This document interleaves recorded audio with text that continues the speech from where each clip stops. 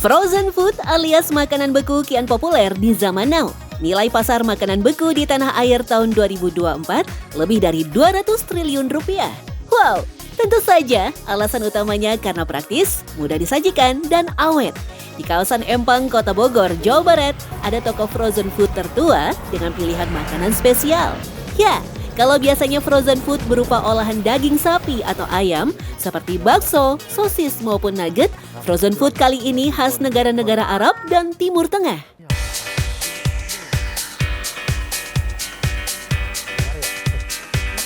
Sudah lebih dari setengah abad, toko frozen food konsisten menyediakan beraneka macam olahan makanan beku khas negara Arab dan Timur Tengah.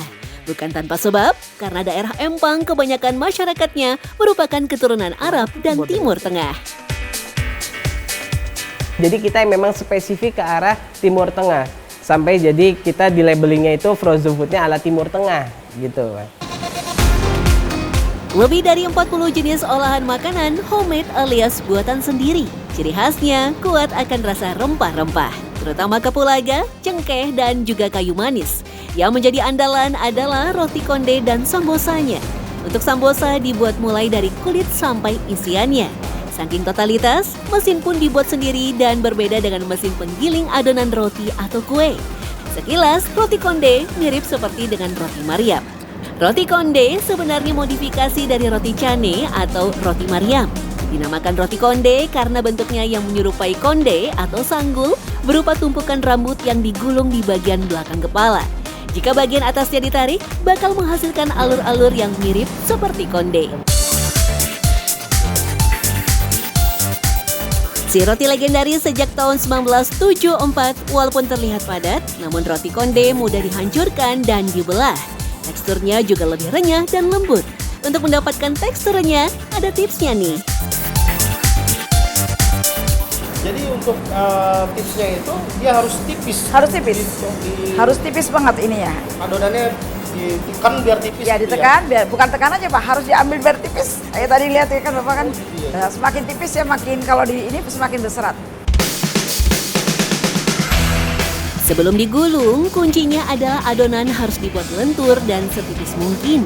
Bisa asal-asalan tuh, agar alur roti tetap terjaga, jangan digulung semua, melainkan harus digulung 2 kali seperti ini. Meski terlihat mudah, ternyata sulit juga loh. Nah, kayak gini. Sebelah baru sini ya. Oke, nah. Hop, Nah, kita putar. Nah, baru ditomplok ya. Gini, hop. Wih. Ternyata bagus, Bu. Alhamdulillah. Ternyata untuk membuat roti konde tidak semudah untuk memakai konde. Ya. Selain roti konde, sambosa juga dibuat spesial. Isiannya beraneka macam, mulai dari keju, sayur, daging sapi, dan kambing. Jangan salah, walaupun semua olahan frozen food khas Timur Tengah, namun rasanya sudah disesuaikan dengan lidah warga plus 62. Pantas saja jika toko legendaris masih eksis. Selain frozen food, ada juga camilan khas Arab yang terbilang langka, yaitu ashidah. Ashidah merupakan salah satu hidangan favorit Nabi Muhammad SAW. Penganan mirip dodol ini populer di Timur Tengah, khususnya di Hadramaut, Yaman Selatan. Dulunya ashidah terbuat dari kurma yang dicampur gula dan madu. Namun sekarang sudah berkembang dibuat dengan bahan utama tepung terigu. Jadi kalau orang Yaman itu untuk ganti sarapan itu ya dengan ashidah. Karena dia itu kenyang, sampai siang pun masih kuat deh, orang makan nasi pun makan ashidah. Kuat banget nih, karena ini hanya terigu, gula aren, dan rempah.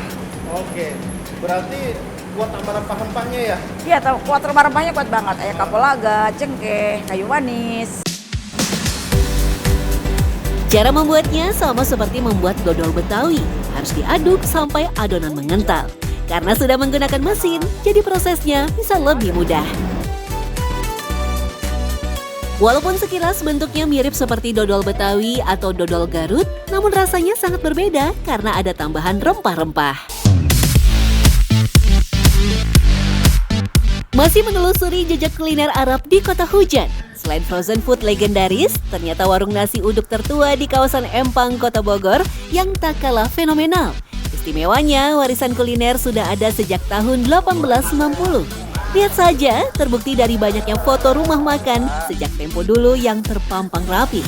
Pantas saja jika menjadi ikon kuliner yang selalu ramai pembeli.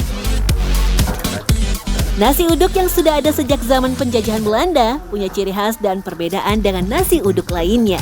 Salah satunya pada proses pembuatannya, yaitu sebelum membuat nasi uduk, berasnya harus direndam dulu selama 3 jam. Tak hanya itu saja, memasak berasnya juga dilakukan 3 kali. Yang pertama, beras yang sudah direndam akan dikukus sampai setengah matang. Setelah itu dicampurkan dengan santan kelapa yang sudah dimasak. Bedanya lagi kalau nasi uduk biasa santannya dimasak dengan salam dan sereh, nasi uduk di sini ada tambahan daun pandan agar lebih wangi.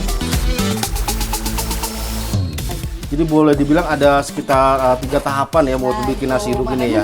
Nggak bisa buru-buru kalau pengen nasi uduk. Iya, kebayang ya kalau ada yang lagi rame ya. Ibu nasi uduk, ibu tak dulu lagi masak gitu ya bilangnya ya. Konsep warung nasi uduk dibuat prasmanan, mirip seperti warung makan Sunda.